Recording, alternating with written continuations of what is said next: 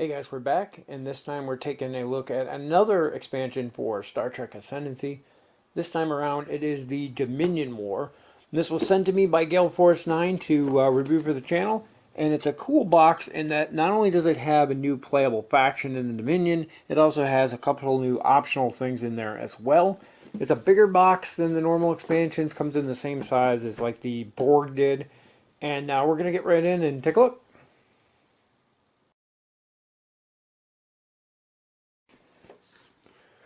So I flipped this over a couple times, so it's probably a mess in here, but we'll get to that.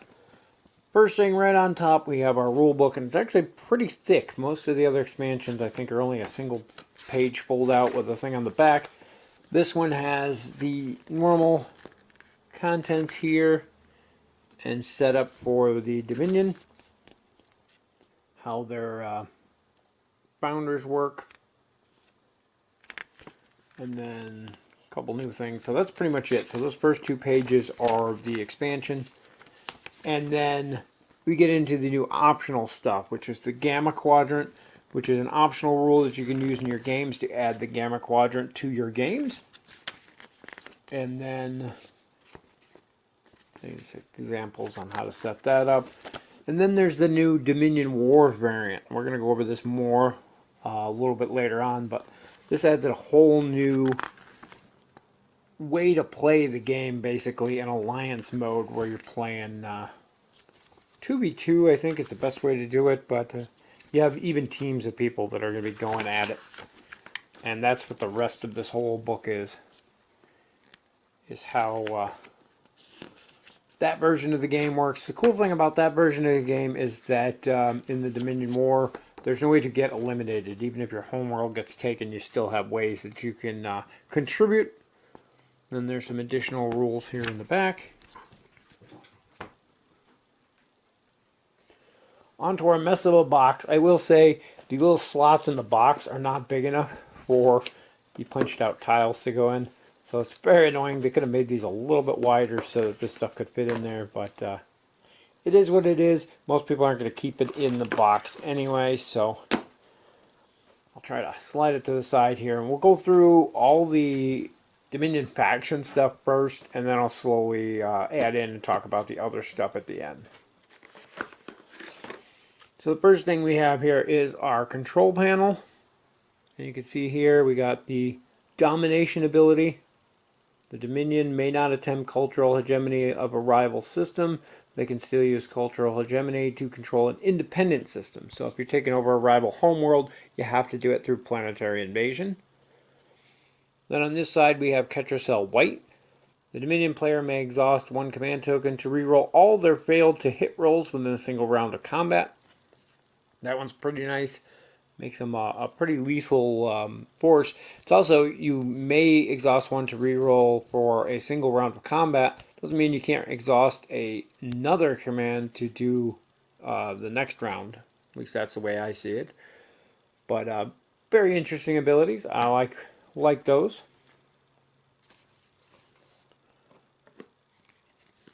Next thing we have is our Dominion homeworld. We have the Great Link. And it's your standard one of each. 4 lanes can connect to it.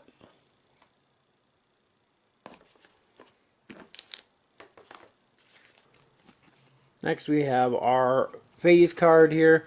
During the building phase, we have one. Actually, no, it's not on here. It's on the other side. So this is all pretty standard stuff on here. Nothing different. On the command phase, we have one new ability on here, which is to infiltrate systems. And this is where you can move your infiltrator to an adjacent system or back to the Great Link. Exhaust 2 command tokens to move them from the Great Link to any system. You're going to have these little infiltrator guys on your homeworld to start, and you can move them around. And there's different advancements that allow you to do things with those. So that's cool. It's something unique to the Dominion. Then we have our fleet guards. So first one here is a 7-ship fleet. It is the domination fleet. If this fleet has 6 or fewer ships in your recharge stage, you can spend a command token to build a ship into it. So you can basically regenerate ships in there, which is kind of nice. Next we have the battleship fleet, which is a 6-ship fleet. This one has a penalty where it actually costs you an extra command to move this fleet. Increase the shield modifier of this fleet by 1. If the fleet has a tactical maneuver or retreat move of 1 sector after a space battle or planetary invasion. That's pretty nice. Next we have the strike fleet. This is only a 5-ship fleet here.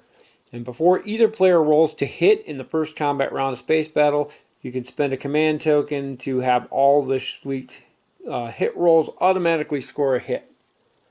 There's a little bit of controversy over how this works, but the way I read it is before anybody rolls combat rolls.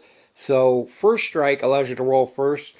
This would actually have to, you'd have to initiate this before the first round of combat. So before first strike, you would have to decide if you want to use this or not. They use their first strike, then all your remaining ships get to roll in the first round of combat and get those automatic hits. Can be a powerful fleet, but if you get up against somebody with first strike, you could lose a couple ships before. If you lose 3 ships before you get to the combat begins, the fleet would dissolve and you actually wouldn't get to use the ability at all. But the way I understand that, though, is that you would have to activate it before first strike. And on the flip side of these, we have generic 10-ship fleets, which there seems to be a lot of nowadays. You used to only have the Klingons. Now we have several.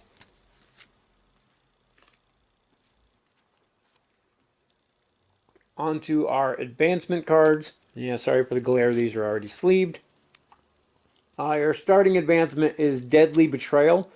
You do not need to exhaust a command token to initiate a space battle or planetary invasion in a system where an infiltrator is present. So there's again a use for those little infiltrator guys. You put them on the planets, and there's your starting advancement's one that's going to be making use of those right off the bat. Next we have Stolen Research for 3. Discard to place this card under a completed advancement of a rival who has an infiltrator in one of their systems that has a science node. You may use that advancement as if it were your own. That one's pretty cool. For 5, we have Compromised Command. If you have an infiltrator on a rival's home system, you can exhaust a command token to make them exhaust an additional command token to initiate a space battle or planetary invasion against you. Kind of expensive. It is a useful ability, but kind of limited there because of the how much research it's going to take. Next we have the Founder's Wisdom for 4. After winning a space battle or planetary invasion in a system containing an infiltrator, you may refresh 2 of your command tokens. That one's very nice, so you can do the battle, get your tokens back, move your fleets, possibly attack something else too, which is really cool. Next we have False Orders for 4. During your command phase, you can exhaust 2 command tokens to move a rival fleet or ship that's in orbit of a system with an infiltrator as if it were under your control. It retains the warp speed of its owner. That one's pretty cool. Get you a warp token there as well. And allows you to move people's fleets around, which is kind of entertaining. Next we have Strategic Espionage for 4. If you have infiltrators on a rival homeworld, exhaust this card to refresh 1 of your command tokens and make the rival exhaust 1 of their command tokens. That one, again, messing with other people's command tokens is definitely very useful. Next we have Dominion Occupation for 4. When generating resources, exhaust 1 command token to take all resources generated by a rival system that you occupy. That one's kind of situational. You have to be basically in orbit of a system that an enemy controls, and then you can take the resources from it. Can be useful in the right situation, though. Next we have I Want Them Exterminated for 3. This one also gives you a command token. Exhaust 1 command token to convert a rival's successful invasion of a system you control into a total annihilation. Remove all nodes from the system. Basically, you can wipe out an entire planet. Rather than have an opponent take it over, it'll take them another turn to get back there, basically, to try, or another command at least, to try to retake that planet. Next we have Jem'Hadar breeding facilities for 4. During your building phase, place 1 free ship at each starbase you control.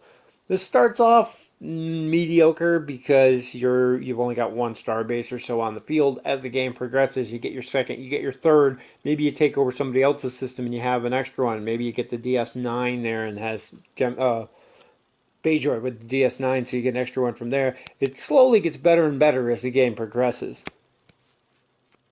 Next we have phase polaron beams for 3. Rolls to hit of 6, always score a hit regardless of shield modifier. That's basically the Klingon ability there. That's pretty nice. Definitely useful. Then we have Ketracel White production for 4. This one gives you 2 command tokens, which is nice. And I think that's all it does, because this is just a fluff text on there. So you literally get 2 extra command tokens. So can't go wrong there, really. Next we have Jem'Hadar Soldiers for 3. This one also gives you a command token. You may exhaust 1 command token to roll an additional die to hit for the duration of a planetary invasion. You may only do this once per planetary invasion. That's definitely useful. It allows one of your smaller fleets to basically have an extra ship for the duration of the invasion. Next we have Jem'Hadar Devotion for 3. Again, another command token. You can see where they get very command heavy here. After taking casualties in a space battle or planetary invasion, exhaust 1 command token and to destroy any number of your ships, to destroy the same number of rival ships or resource nodes. So you could basically wipe out a planet or a fleet, but it costs you your own to do it. Can be useful in the right situation. I don't know if I'd use it too often. Then again, you got that thing that allows you to get free ships, so they work together. Next we have Vorta Commanders for 4. Get another command token. When a rival attempts to control one of your systems via hegemony, you may exhaust a command token to increase its hegemony resistance by 3. You may also may only do this once per attempt. So that one's kind of nice. That doesn't get used too much in our games. Based on, I guess it really depends on what factions you're doing, but a lot of people just do planetary invasions if possible. And lastly, we have Spreading Discord for 4. Gives you a warp token. When a rival attempts to move an infiltrator, they roll a die. On a 1 to 3, they fail to remove the infiltrator. On a 4 to 6, it's removed as normal. So mainly, you saw how many of these pertained to having your infiltrators out on planets. The players have a way to get rid of them off your planet, and that basically gives them a little bit of protection, a 50-50 chance of not being removed.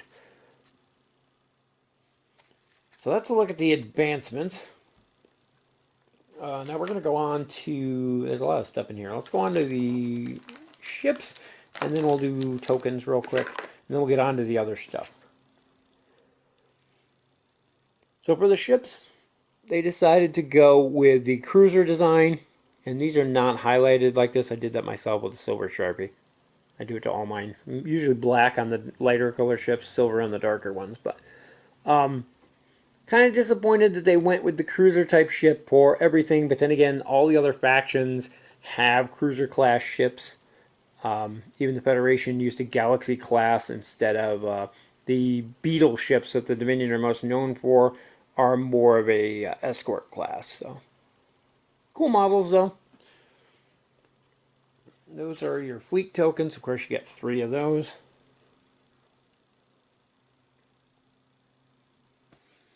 You have your 2 sliders for your control panel. Which they don't seem to fit very well. I don't know if the little pegs on the bottom of mine are...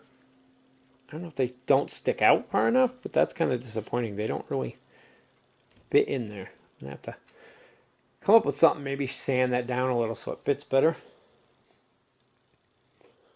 Then we have our base ships here. Again, they're just a smaller version of the same cruiser model. Cool model though, but I believe you get 30 of those. And we have our founder infiltrators here. And you start with 5 of those. And again, those are going to start actually on your home world and then be moved around the board. Let's see if I can't get them up here so you can actually see them. And then, of course, we have our control nodes here. That one's a little bent, but... And you get 10 of those. And a quick look through our tokens and nodes and things, because you have a new player, you're going to get a bunch of new ones of those. You get 8 research nodes, 4 culture nodes, 7 production nodes, 16 research tokens, 10 culture tokens, 23 production tokens, 10 command tokens, 10 warp tokens, 5 more ascendancy tokens, and 3 space station tokens with your ascendancy on one side, and they have the DS9 graphic on the other, which is kind of funny because I think all the other ones have a Federation starbase on there, so that's kind of funny. And then an assortment of trade lanes, which I'm not going to go through how many of each because you have more than enough of these at this point, and nobody really cares about them. Almost forgot the trading agreements. So we have a 1 production, 2 production, and 3 production trade agreement. Just a pretty much standard fare there. It's kind of disappointing with a lot of the new races having new alternate things in their trade agreements to see generic ones there, but it is what it is. And then finally we have the exploration tokens. And these have, I think they're still in order there, so we have a good variety here of crisis. I'm not going to go through all of these because there is a bunch of them here. You can pause if you want to read them. But there's more in here because this adds a bunch of new systems to the game. So they're trying to keep the number of different types of these, the crisis, the discovery, the civilizations, and that. They're trying to keep them at a specific percentage. So there we have a discovery, traders. Some of these now, this is a new thing you're going to see, have a new ability if you're in the Gamma Quadrant. I think there's only a couple of those in there, which is kind of a shame. It's really a wasted mechanic for what it is.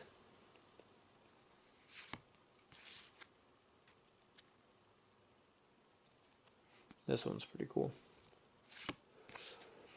Then we get into our civilizations. We have a Rebel Jem'Hadar, pre-warp, which I think we've seen before. Level 2, level 3. Then we have a couple of new allies here. We have the Resistance and Bosch. And these I might actually go through because the Resistance one here is kind of cool. So up here you have your diplomacy number that you got to hit. Down here's our special rule. Place an unused ship of a hostile rival on this card. Exhaust to force this rival to reroll up to 2 dice during a space battle. Discard this card and then return the ship if that rival becomes peaceful. That one's kind of cool. And then Vash here, again, the diplomacy number up there.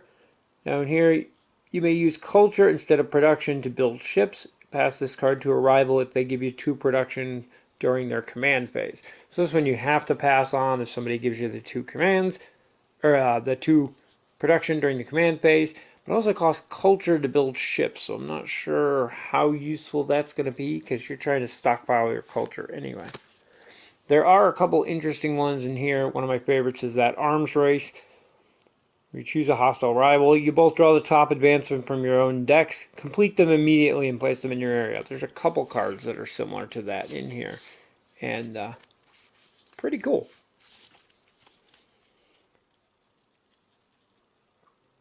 I'm sorry I didn't go through each one of those. Like I said, you can pause and look at them if you want, but there's a lot more stuff to go through in this expansion, so I wanted to get to those.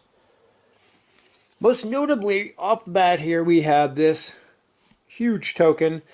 It is the planet of Bajor with its civilization already intact. It has DS9 in orbit. You have the wormhole here, and then the Idran system over here. And you'll notice the Idran system has the Gamma Quadrant logo. And if you're playing with the Gamma Quadrant, then this is going to go in the center of the table. If somebody's playing as a Dominion, you're going to rotate it so that Idran is pointed towards where the Dominion player is. Otherwise, it can just be used to add the Gamma Quadrant to your games. So you have a phenomenon here that has a normal research, no special rules. You have Bajor here, which starts as a civilization here. If you take and control the planet of Bajor, you automatically get the DS9 station. So whoever controls Bajor also has that station. And then you have the wormhole here. You can exhaust a command token to move a ship or fleet from one side of the wormhole to the other. And in order to move through the wormhole, you can't go through at warp. You have to stop and warp in one of these two systems. Use a command to travel through to the other system, and then you can go on from there.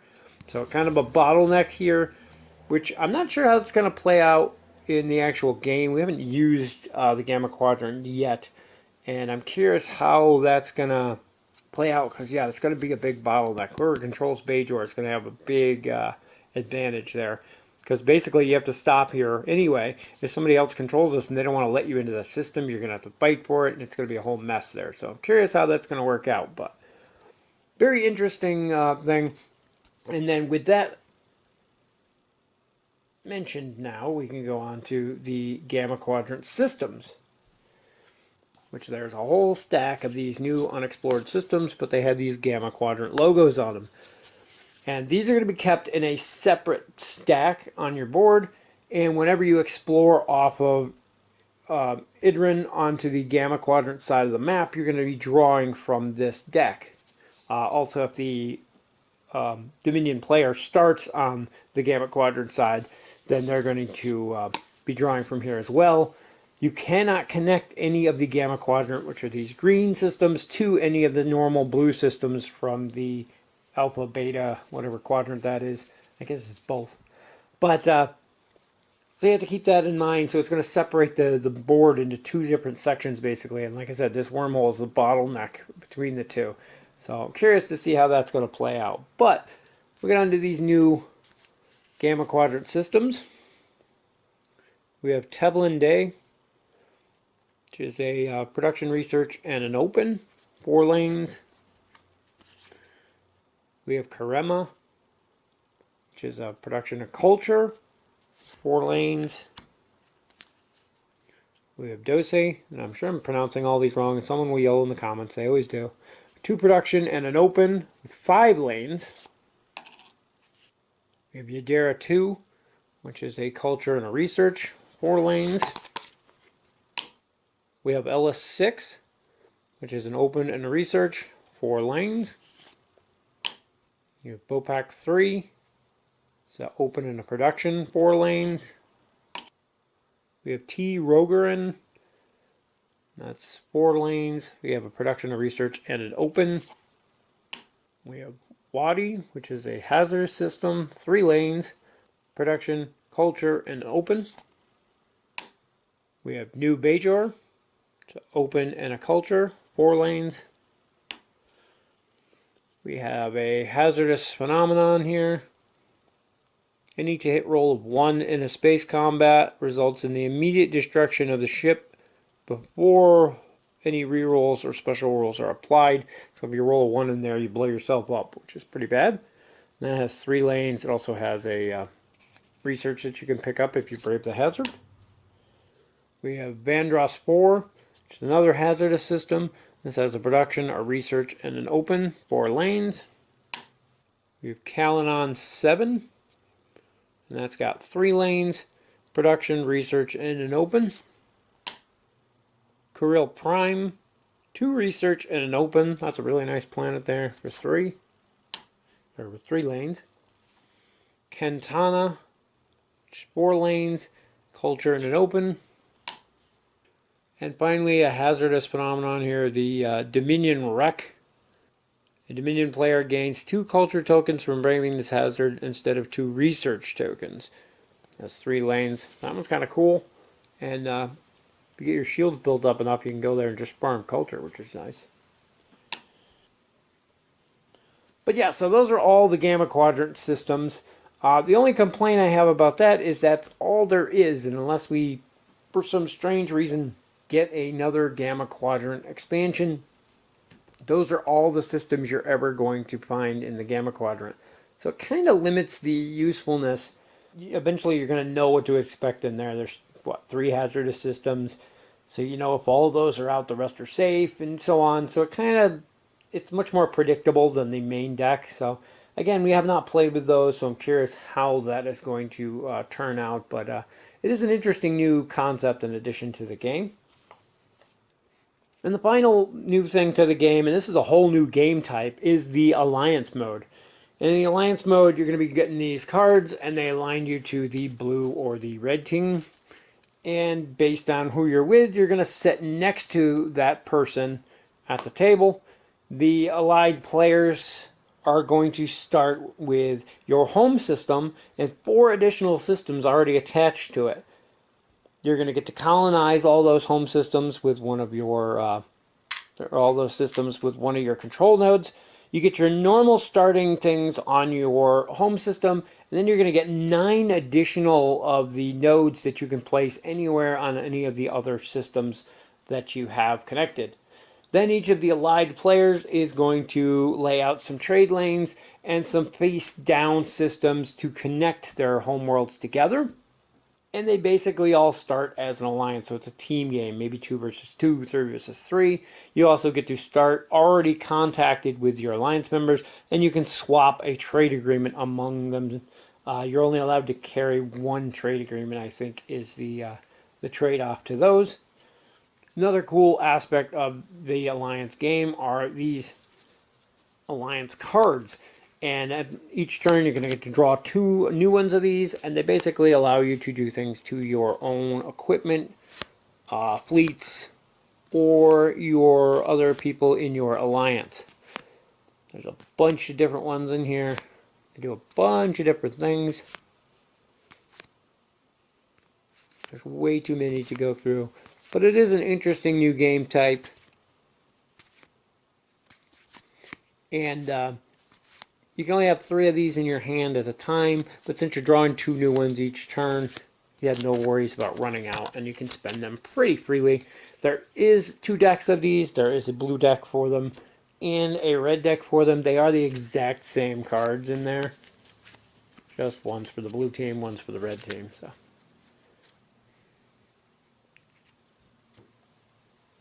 and in that alliance mode, there's a cool new feature where you cannot be eliminated once your homeworld is taken.